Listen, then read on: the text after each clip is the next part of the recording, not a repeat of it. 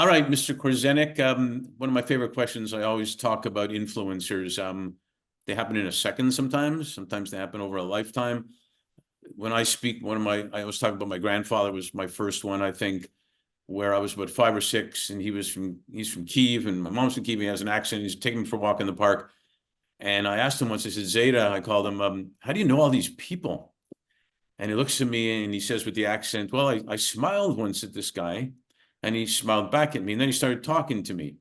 So I talked to him, and then another guy was walking by and he saw us smiling, and he came over and smiled at us. And he started talking, and I got it as a 5-year-old. Oh, this is pretty cool. He's making friends, but he's really influencing. He influenced even that other person who came over. Yes. And saw how they were.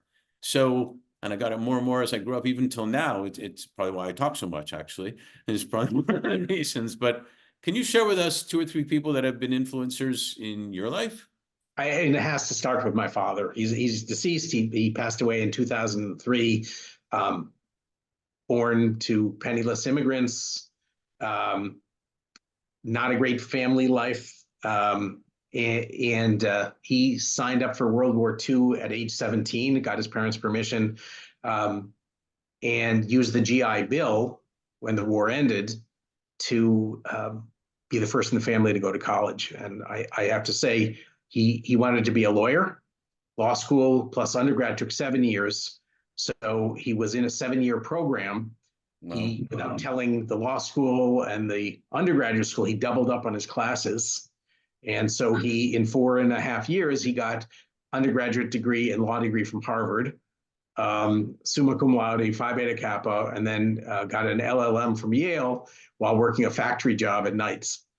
So, accomplished person, and but he never lost touch with his roots. And one of the formative things that I think relates to my second chance passion is he would go back and visit the old neighborhood under the guise of doing errands. He never accomplished anything that I saw, but now as an adult, I look back and said, oh, he was visiting his old friends in the neighborhood, keeping in touch. And he introduced me to one, I think he owned a junk shop, is my recollection. I must have been 10 years old. And as we walked away, they had a nice conversation. My dad said, my friend was in prison. And I said, for what? He said, for murder. He said, for a crime of passion. And then my dad said something that, half a century later still sticks with me. He said, he's done his time. And my father was as fair-minded a person as I've ever met and, ever will meet, I think.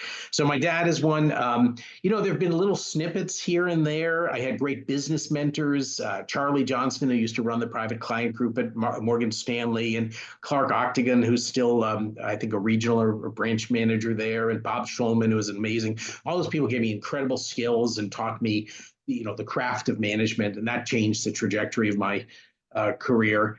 I worked, directly for each of those. But then there's, some oddball ones. There's Claire Gaudiani, who I haven't seen in over a decade, was a professor of philanthropy at NYU, used to be president of Connecticut College. But she wrote a book called The Greater Good that says American prosperity is not because we're so generous. She flipped it. She said, we're prosperous because we're generous. And our charity and generosity plays a unique role in our economic life. You take chances when the economic equation says not to take chances. And, it's almost a venture capital for society. And it's the combination of having it's a three-legged stool of government, of nonprofits, and the for-profit sector. And that's what's made America so successful. So that was, and then last one, I've never met the man at all, but I was raised at a time, and my high school history class was all about social movements, not about individuals. And it was 30 pages on the New Deal and 2 paragraphs on World War II, and it was the 70s. And the stress then was always it's society, it's not individuals. But I read there's a Pulitzer Prize winning book, Robert Massey's biography of Peter the Great. And it's still the best I love biographies. The best biography I've ever read. I don't know if it's even still in print. I imagine it is. And it's how one man changed the trajectory of an entire country by sheer will. And, that's an important lesson too. It's like, individuals can make a difference. And I have no aspirations to, to be Peter the Great, but I would like to, in my small little corner, have an impact and believe that I, as an individual, can have an impact. Yeah, I think one person can have an impact. And in fact, a number of years ago, I broke up with a girlfriend because she said one person can't make a difference. Ooh, and yeah. I said, no, I didn't say it quite this way. Yeah, we can make a difference. We're breaking up. Or something. But we had seen a movie about one girl that made a difference. She said, that's ridiculous. One person can't. But thank you for sharing those. Those are spectacular. And, it always shows me anyway, that we're all influencers, and sometimes we don't even know it, but we have a choice to be positive or negative because we're going to influence someone, a lot of people along the way. So you've definitely influenced me. So thank you. Thank you, Mark. What a pleasure to be on with you. Thank you. Appreciate it.